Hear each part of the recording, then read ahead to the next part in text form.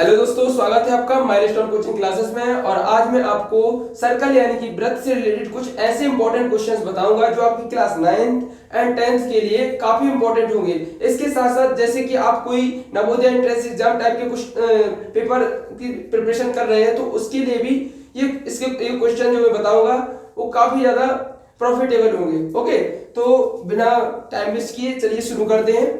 तो सर्कल के बारे में सबसे पहले कुछ इंपॉर्टेंट इंफॉर्मेशन ले लीजिए, उसके बाद हम उससे रिलेटेड कुछ क्वेश्चंस को करेंगे, उनके फॉर्मूलाज को क्लियर करेंगे।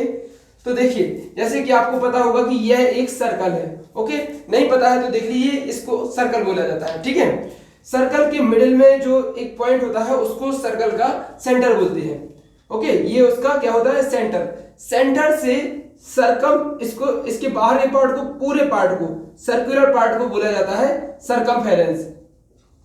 इसको बोला जाता है सरकमफेरेंस। ओके, सरकमफेरेंस बोले तो परिधि। ओके, इसको क्या बोला जाता है, परिधि।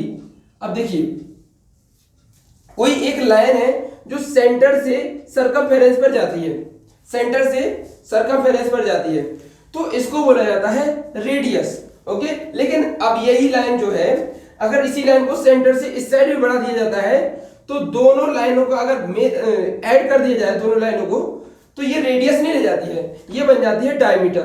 तो काफी बार देखा जाता है कि वहां पर जो डी लिख देता है, डी इज इक्वल टू पूछा जाता है, तो आपको बता देना है डायमीटर इज इक्वल टू, इसको डी को बोला जाता है डायमीटर, इसको बोला जाता है डायमीटर, जो इसको हिंदी में बोलते हैं व्यास। ये क्या कहलाता है, सर्कल का व्यास कहलाता है। तो यहां पर जो डायमीटर है वो दो रेडियस को मिलाकर के बनाया गया है। यहां से ये रेडियस, यहां से ये रेडियस, जब दो रेडियस स्ट्रेट लाइन में होती हैं तब वहां पर एक क्या बन जाता है, डायमीटर। इसलिए डायमीटर किसके बराबर होता है, 2r के बराबर होता है। रेडियस क्या होती है, सेंटर से लेकर के सरकमफेरेंस तक की डिस्टेंस, जो एक सीधी लाइन है उसको क्या बोलते हैं, रेडियस। और रेडियस का डबल क्या होता है, डायमीटर। इसको आपको बिल्कुल याद रखे रहना है, क्योंकि ये आगे चल के आपके क्वेश्चंस को सॉल्व करने के लिए काफी हेल्प करेगी। तो अब इतना तो आपको समझ में आ गया होगा, ये सर्कल का सरकमफेरेंस होता है, ये उसका सेंटर होता है। अगर सेंटर से यहां तक की डिस्टेंस है तो उसको रेडियस बोलते हैं, लेकिन अगर सेंटर के यहां से गुजरती है और उसके सरकमफेरेंस के एक एंड से दूसरे एंड तक मिलती है तो उसको क्या बोलते हैं, डायमीटर बोलते हैं। ओके, अब देखिए, अगर कोई ऐसी लाइन है, अगर कोई ऐसी लाइन है जो देखने में सर्कल के डायमीटर जैसे ही लगती है, बट वो क्या होती है कि सेंटर से नहीं जाती है। मान लीजिए यह एक लाइन है जो सेम लगती है, किसकी तरह, डायमीटर के जैसे लगती है, बट ये सेंटर से होकर नहीं जाती है, तब इसको बोला जाता है कोड। हिंदी में बोले तो जीवा। ओके, इसको बोलते हैं क्या, जीवा। इससे इसको भी जानना बहुत जरूरी था। अब इससे रिलेटेड मुझे लगता है कि मैंने सारी चीजें बता दी हैं। अब चलते हैं अपन कि सरकमफेरेंस ऑफ सर्कल 2πr क्यों होती है। ठीक है, सरकमफेरेंस का मतलब जैसे मैंने आपको बताया था कि सर्कल का ऊपर का भाग, परिधि, इसकी परिधि क्या कहलाती है, सरकमफेरेंस कहलाती है। तो ये 2πr ही क्यों होती है, ये आपको सॉल्व करके बताना था। ठीक है, तो सपोज कीजिए कि ये एक टाइप की रस्सी है। ओके, ये क्या है, एक टाइप की रस्सी है, और हमने इस रस्सी को यहां से काट दिया है और इस रस्सी को क्या किया है, फैला दिया है। और अभी एज्यूम करने के लिए मान लेते हैं कि ये जो रस्सी थी ना, ये जो रस्सी थी वो थी हमारी 22 मीटर की। ओके, ये ए पॉइंट से लेकर बी पॉइंट तक की जो रस्सी थी वो 22 मीटर थी। इसका मतलब यही हुआ कि जो हमने सर्कल बनाया था वो उसकी सरकमफेरेंस थी, और जब उसको तोड़ा, उसको फैलाया तो क्या थी, वो 22 मीटर थी। यानी ये क्या हुई, सरकमफेरेंस ऑफ सर्कल। तो एक चीज और आप सुन लो याद से कि अगर आप 22 मीटर का कोई सर्कल बनाओगे ना, किसी रस्सी से कोई 22 मीटर का सर्कल बनाओगे, तब उसका जो डायमीटर होगा वो 7 मीटर होगा। ये एक ऐसी वैल्यू है जिसको मेजर करके देखा गया है।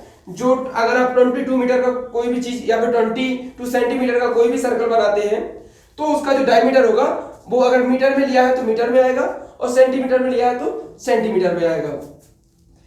आप बेसिकली ये समझ सकते हैं कि अगर आपको एक सर्कल बनाना है तो उसकी जो सरकमफेरेंस है, मान लीजिए उसकी सरकमफेरेंस 30 है, तो उसका जो डायमीटर होगा उससे कम 3 टाइम कम होगा। बोले तो 9.2 या फिर 9.6 इस टाइप से कुछ होगा। यानी कि जब हम क्या करेंगे कि किसी भी सर्कल का सरकमफेरेंस हमको पता होगा तो अप्रोक्सीमेटली मान के चल सकते हैं कि वो 3 टाइम कम होता है उससे, उसका डायमीटर। ओके, अब आपको ये चीज तो समझ में आ गया होगा। अब चलते हैं आगे। जैसे कि हमने बोला आपसे कि सर्कल का अगर सरकमफेरेंस 22 मीटर है तो उसका जो सेंटर से डायमीटर जाता है उसकी डिस्टेंस क्या होती है, 7 मीटर होती है। ओके, अब देखिए आपको बताया गया है कि सरकमफेरेंस ऑफ सर्कल क्या होती है, 2 पाई आर। हमको तो ये लिखना नहीं है, हमें तो ये प्रूव कराना है ना। तो देखिए आपको पता है कि अभी इस सर्कल का सरकमफेरेंस क्या है, इस सर्कल की जो सरकमफेरेंस थी ना वो क्या थी, 22 मीटर। ये तो आपको पता है, मीटर नहीं लिखेंगे अभी थोड़ी देर के लिए। तो सरकमफेरेंस ऑफ सर्कल क्या थी, 22 थी। अब आपको जब प्रूव करना है कि ये 2 पाई आर क्यों होती है तो आपको क्या करना है, जो सर्कल का डायमीटर था ना, ये सर्कल का जो डायमीटर है इसका आपको मल्टीप्लाई भी करना है इसी डिजिट में, और इसी का क्या करना है, डिवाइड और मल्टीप्लाई दोनों चीजें कर देना है। जैसे हमने यहाँ पर क्या किया, उसी 7 का मल्टीप्लाई डिवाइड और उसी 7 का मल्टीप्लाई कर दिया। ओके, आपको क्या करना है, उसी उसका डायमीटर जो होगा, जो भी सर्कल हो, अब वो सर्कल 22 मीटर का भी हो सकता है, 30 मीटर का भी हो सकता है, 50 मीटर का भी हो सकता है, वो किसी भी शेप का हो सकता है। आपका जो सर्कल होगा उसी टाइप का आपका डायमीटर आएगा।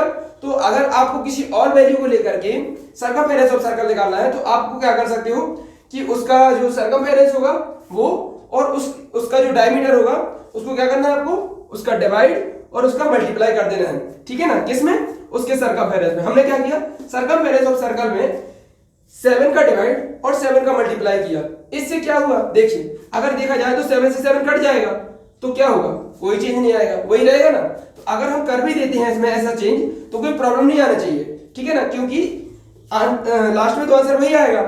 अब देखिए आपको ये बता दें कि ये जो 22/7 बना है ना, इसमें क्या होता है, जब हम 7 का डिवाइड 22 में करते हैं तो क्या होता है, 7 3 जा 21, कैरी 1 पॉइंट लगाया 0, 7 बन जा 7, यहां पर 3 आया। अब हमने क्या किया, एक 0 ले लिया, 7 3 जा 21, 7 4 जा 28, यहां पर क्या बचेगा 2, फिर 0। इस टाइप से ये डिवाइड एंड नहीं होता है। इसका वैल्यू 3.147 कुछ भी आता रहता है। देखिए जैसे 7 का डिवाइड हमने यहां पर किया तो जब आप इसका डिवाइड करेंगे तो इसका डिवाइड का कंप्लीटली डिवीजन नहीं होता है। बोलिए तो इस डिवाइड को जब आप करेंगे सॉल्व तो इसका रिमाइंडर नहीं आएगा। ठीक है ना, इसका रिमाइंडर सॉरी इस डिवाइड को जैसे आपने किया यहां पर तो क्या होता है, ये कंप्लीटली डिविजिबल नहीं है। इसका आप डिवाइड करते ही जाएंगे तो ये खत्म नहीं होने वाला है। एक ऐसा डिवाइड है जो एंड नहीं होता है। अब कोई वैल्यू ऐसी दी गई है जिसका एंड नहीं हो रहा है। ठीक है ना, तो मैथमेटिशियन ने इस प्रॉब्लम को सॉल्यूशन किया कि इसको एक एग्जैक्ट वैल्यू मान लिया। क्या था कि अभी तो हमने 22/7 लिया, आप कोई और भी वैल्यू लोगे ना तब भी 3.14 ही आएगा। बोले तो एक सेम ही वैल्यू आती है, चाहे हम यहाँ पर चेंज कर दें चाहे कुछ भी ले लें। ठीक है ना, बस उस सर्कल का डायमीटर उसी टाइप से होना चाहिए जैसे सर्कल का सरकमफेरेंस 22 था तो डायमीटर क्या था उसका 7 था। जब डिवाइड करेंगे तो क्या आएगा, एक सेम वैल्यू आएगी। अब यहीं पर हम 50 ले लेते और 50 का 3 टाइम कम कर देते, उसका इसमें डिवाइड करते, बोलिए तो 16.5 ले लेते मान के चलिए, तो उसका इसमें डिवाइड करते तब भी इतना ही आता। ओके, तो इसमें क्या देखा साइंटिस्ट ने, बोलिए तो मेनली मैथमेटिशियन ने क्या देखा इसमें, उन्हें देखा कि जब हमने इसका डिवाइड इसमें किया और या फिर किसी और वैल्यू में डिवाइड किया जो बेसिकली सर्कल को बनाती थी तो एक सेम वैल्यू मिली जिसको बोलते हैं 3.14। अब ये चेंज ही नहीं होती है, हर बार सेम रहती है। तो इन्होंने क्या किया कि इसको मान लिया पाई, तो वैल्यू आसान रहे इसके लिए 22/7 को पाई के इक्वल में मान लिया गया, या फिर पाई को किसके इक्वल में मान लिया गया, 3.14। तो आप अधिकतम बार देखते होंगे लिखा हुआ कि पाई इज इक्वल टू 3.14 ले लीजिए या फिर पाई इज इक्वल टू 22/7 ले लीजिए। और अगर आपको लिखा नहीं भी मिले तब आप इसको एज्यूम कर सकते हैं कि पाई का वैल्यू क्या है, 22/7। ओके, अब देखिए हमने बोला कि इसका वैल्यू क्या है, ये हमारा पाई हो गया और थोड़ी देर पहले मैंने आपको बताया था, क्या बताया था कि जो इसके साथ में लिखा है वो क्या है 7, और 7 क्या दिखाता है, 7 तो भैया डायमीटर था, इस सर्कल का जो डायमीटर था वो क्या था 7 था, यानी हम उस 7 की जगह पर क्या लिख सकते हैं d लिख सकते हैं। और आपको एक चीज और पता होगी क्या, कि जो डायमीटर होता है यहां पर लिखा हुआ था मैंने कि जो डायमीटर होता है वो क्या होता है, वो 2r होता है भैया, रेडियस का डबल होता है। रेडियस अगर हमारी इतनी है तो ये डायमीटर क्या होगा, उसका डबल होगा। रेडियस तो हाफ होती है और डायमीटर फुल होता है, इसलिए क्या हो जाता है कि डायमीटर की जगह पर हम क्या ले लेंगे 2r ले लेंगे। तो एंड पर आपको क्या पता चला कि 2 पाई r क्या है, सरकमफेरेंस ऑफ सर्कल हो जाएगा। इस सर्कल का सरकमफेरेंस क्या होगा 2 पाई r, 7 का डिवाइड 7 का मल्टीप्लाई करने के बाद जो आंसर हमें मिला वो क्या होता है 2 पाई r। मुझे लगता है कि मैंने इसमें सारी चीज बता दी जो हो सकती थी। अब इससे रिलेटेड कुछ क्वेश्चंस को हम सॉल्व करते हैं, उसके बाद आपको सर्कल से रिलेटेड सरकमफेरेंस ऑफ सर्कल से रिलेटेड कुछ भी प्रॉब्लम नहीं होगी मुझे लगता है। तो चलिए शुरू करते हैं।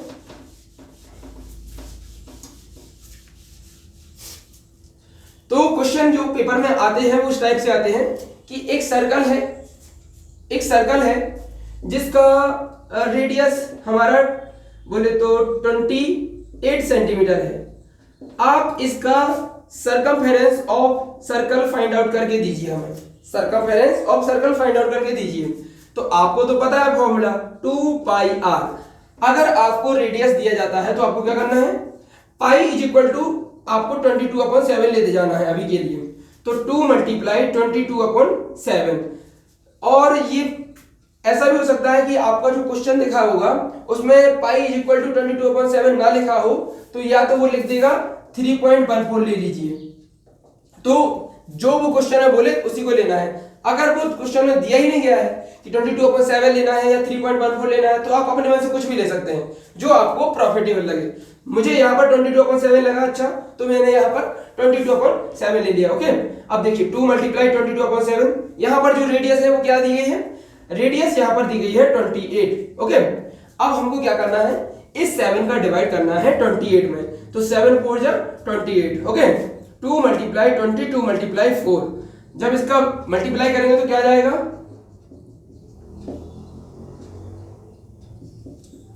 176 सेंटीमीटर। ये क्या हो गया सरकमफेरेंस ऑफ सर्कल, क्या हो गया सरकमफेरेंस ऑफ सर्कल। पहला टाइप तो ये हो गया। दूसरा टाइप आप ये देख सकते हैं कि जैसे हमने बोला दूसरे टाइप से कि जो रेडियस है वो ना दी जाए और आपको क्या दिया जाए, उसमें दे दिया जाए कि डायमीटर जो है, इसमें जो सर्कल है उसका डायमीटर दिया गया है आपको बोले तो 70 दिया गया है, 70 सेंटीमीटर, और आपको इस डायमीटर से सरकमफेरेंस ऑफ सर्कल निकालना है। ओके, अब सरकमफेरेंस ऑफ सर्कल निकालना है डायमीटर से, तो कैसे निकालेंगे भैया, सरकमफेरेंस ऑफ सर्कल फॉर्मूला होता है 2 पाई r। अब देखो यहां तो r है और हमारे पास दिया गया है d, तो हम 2 पाई r कैसे फाइंड आउट करें, हमें क्या करना पड़ेगा कि सिखाया गया था आपको कि जो डायमीटर होता है वो रेडियस का क्या होता है, डबल होता है। तो हमने क्या किया कि डायमीटर की जगह पे क्या लिख देना है हमें, डायमीटर की जगह पे लिख देना हमें 2r। 2r is equal to 70 हो जाएगा, यानी कि क्या बनेगा r बराबर 70/2। इसका मतलब क्या बचेगा 35 सेंटीमीटर, यानी कि हमें r की वैल्यू क्या मिल गई 35 सेंटीमीटर। ओके, अब इस 35 सेंटीमीटर को कहां पुट कर देना है, r की वैल्यू में जहां पर दी गई थी। क्या था कि डायमीटर दिया गया था और हमें सर्कल का रेडियस चाहिए था, तो हमने डायमीटर को क्या कर दिया, हाफ कर दिया। इससे क्या मिल गया हमको, उसकी रेडियस मिल गई। अब देखिए यहाँ पर जो 2 पाई r लिखा है ना, 2 पाई r, वहां पर पाई का वैल्यू तो मैंने आपसे बोल दिया है 22/7 ही ले लीजिए, और रेडियस जो है वो 35 हो जाएगी।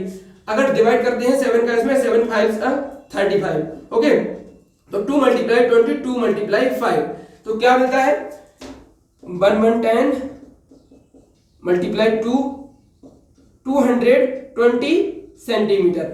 क्या मिल जाएगा, सरकमफेरेंस ऑफ सर्कल क्या मिल जाएगा 220